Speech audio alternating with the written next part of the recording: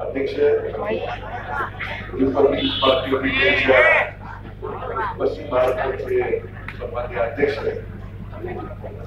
त्याचप्रमाणे या ठिकाणी उपस्थितांच्या वाढदिवसानिमित्त या कार्यक्रमाचं आयोजन केलंय आणि एक घराण्याचे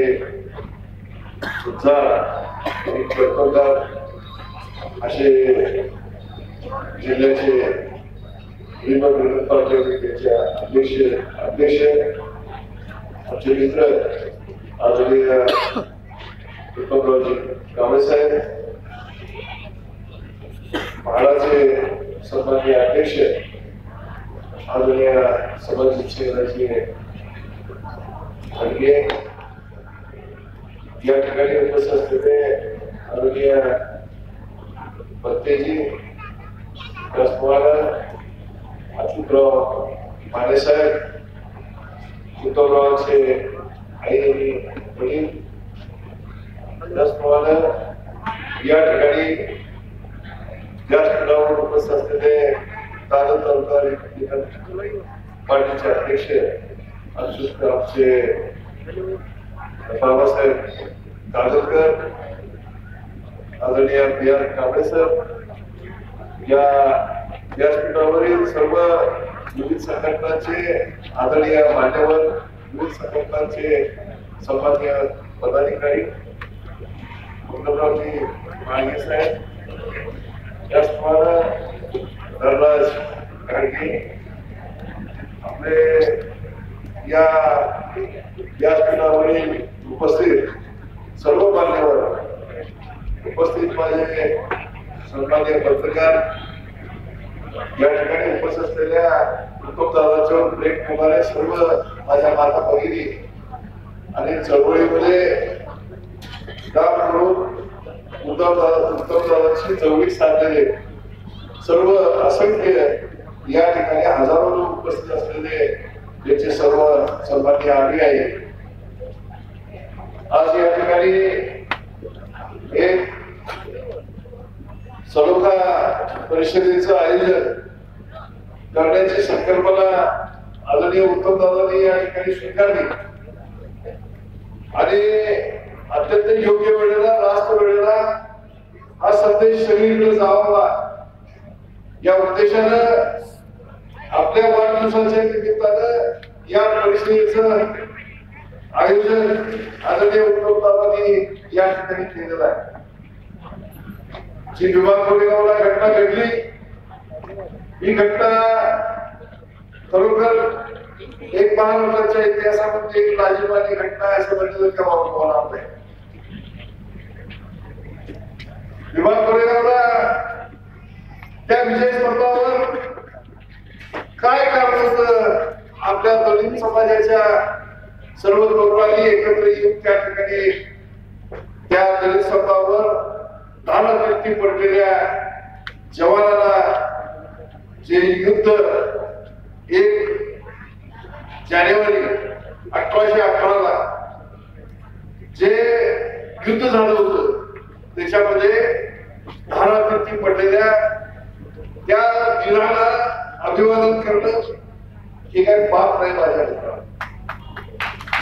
आणि त्या वीरांचं स्मरण करणं, त्याच्या त्यागाचं, त्याच्या जिद्दीचं त्या ठिकाणी त्याला नमन करणं हे माझ्या मित्रांनो प्रत्येकाचं कर्तव्य आहे.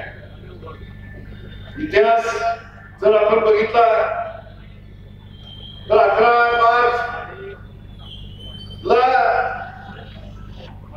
श्रीमंत छत्रपती संभाजी महाराज यांचा 40 दिवस हा लाल करून 40व्या दिवशी शरीरापासून धड आणि शीत वेगळं करण्यात आलं माझ्या मित्रांनो. त्यांचे अनेक अवशेष शरीराचे तुकडे करण्यात आले आणि भीमा नदीच्या पात्रामध्ये टाकण्यात आले.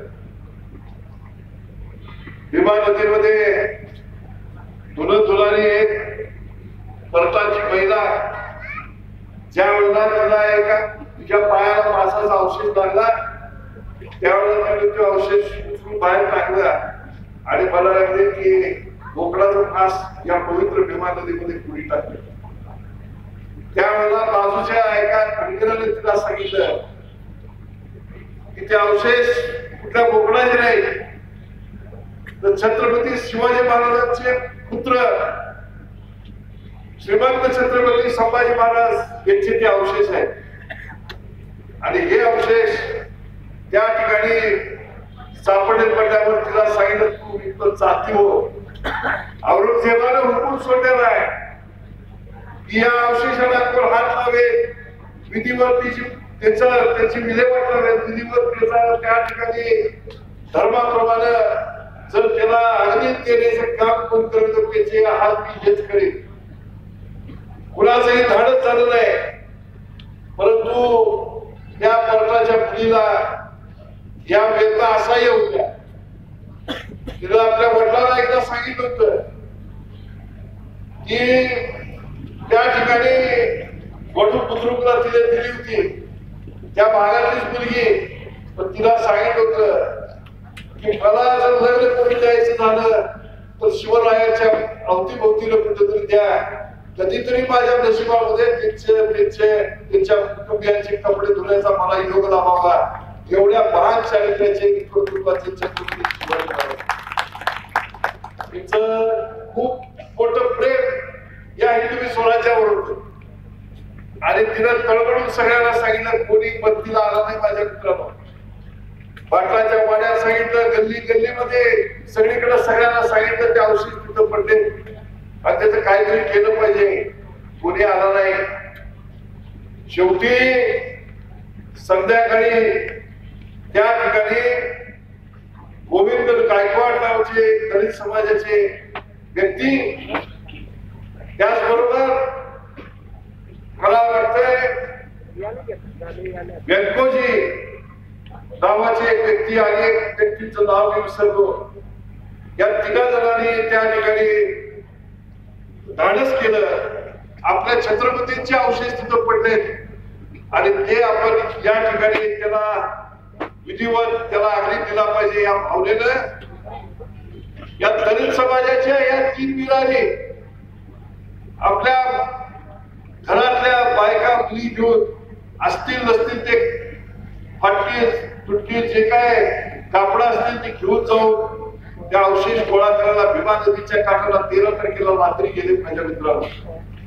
आणि 13 तारखेला ज्या वेळेला हे अवशेष गोळा केले, कुणाला मुंडकं गावलं, कुणाला बोट गावली, कुणाला हात गावला, कुणाचे मांसाचे तुकडे गावले, कुणाला पाय गावले.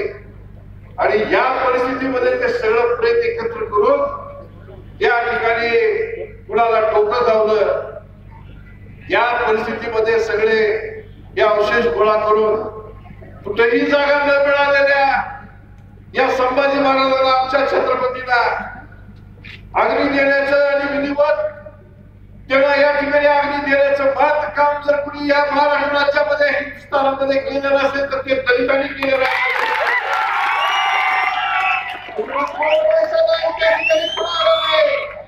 कोणी त्या ठिकाणी पुढे आला नाही, कोणी म्हटलं नाही की मला या ठिकाणी माझं काय होईल याचा विचार या दलितांनी केला नाही. महाराष्ट्रामध्ये हिंदवी स्वराज्याची स्थापना मूळ धरली. खूप मोठ्या प्रमाणात हिंदवी स्वराज्य हा फोफवला माझ्या मित्रांनो. आणि याचं मूळ कारण जर काय असेल तर छत्रपती शिवाजी महाराजांनी सर्व जाती धर्म पंथाच्या लोकांना एकत्रित केलं. त्याच्यामध्ये जातीचा याच्यापेक्षा आपल्या मातीवर प्रेम करणारा किती आहे याचा विचार करून छत्रपती शिवाजी महाराजांनी या सर्व लोकांना एकत्रित केलं. आणि एकत्रित करून खऱ्या अर्थानं युद्ध नीती किंवा युद्धाचे संस्कार, युद्धाचं शिक्षण, हत्याराचं शिक्षण हे फक्त क्षत्रियाला होतं. इतर समाजातल्या लोकांना या ठिकाणी त्याला तलवारबाजी किंवा भाला फेक किंवा अन्य कुठलेही शिक्षण, घोडेस्वारी, घोडा फेकणे हे काहीही शिक्षण देण्याचा त्याला घेण्याचा अधिकार नव्हता. या हिंदुस्थानामध्ये तो अधिकार देण्याचं पहिलं काम केलेलं असं दलितांच्या बरोबर सगळ्यांना तर ते छत्रपती शिवाजी महाराजांनी केलं माझ्या.